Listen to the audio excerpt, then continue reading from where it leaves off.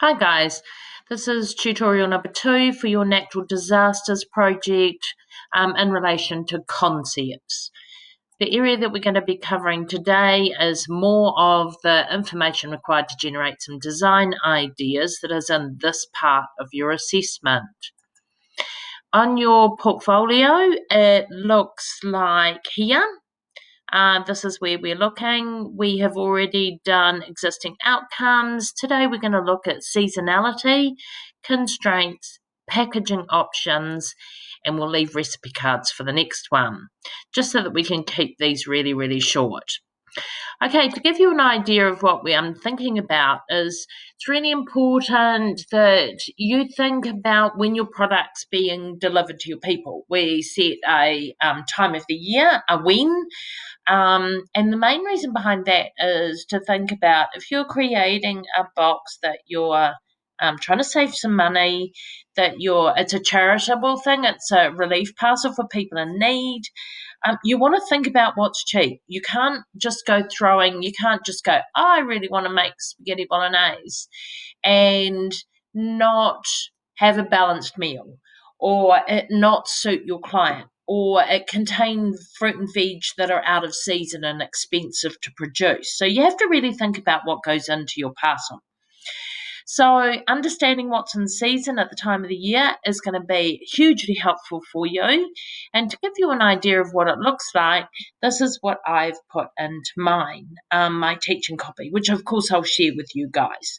I'm designing a food parcel for July, August in New Zealand, middle of winter. This is what's available. Also, in this research, I decided what's really important to me. And I thought about things like imported vegetables and air miles and bringing imported vegetables in at the moment are, incredibly expensive because the flights are going very often and things like that. So, cost is a big issue, but so is the air miles that I think we should be personally. I think we should be eating what's in season, grown in our area, so that we minimise the damage to the planet. The next thing is constraints, any issues that you'll need to consider that may be required by your stakeholders. So it could be allergies, it could be dietary requirements, they could be trying to lose weight, they could be pregnant, there could be allergies or religious or cultural requirements. So it's thinking about all those sort of things that you don't want to get to the end of your food parcel and go, oh my God, they're allergic to garlic, and I've got garlic in all of my recipes.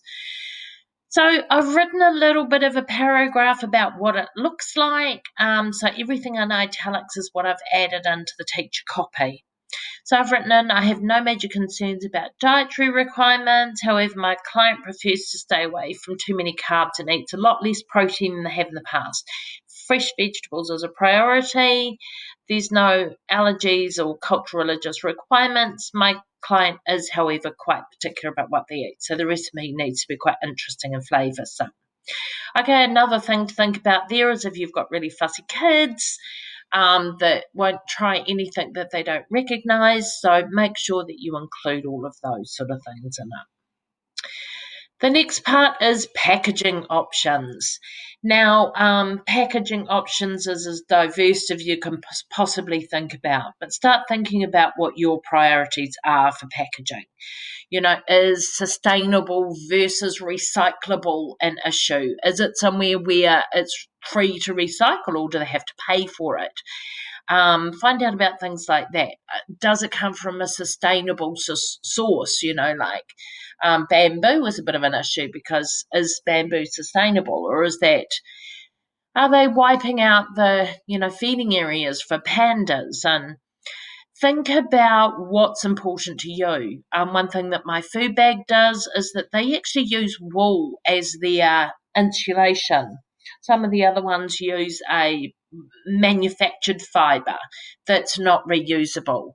So in here, I'm not going to write you an example for this one. I'd really love to see where you go. But think about what's really important with the packaging. How is it going to be transported? How's it going to be delivered? Is it sitting around for a little while? Is it strong enough? Is it respecting the environment? All those sort of things. So add your research link in here if you want to, or just a summary of your findings in the gap below.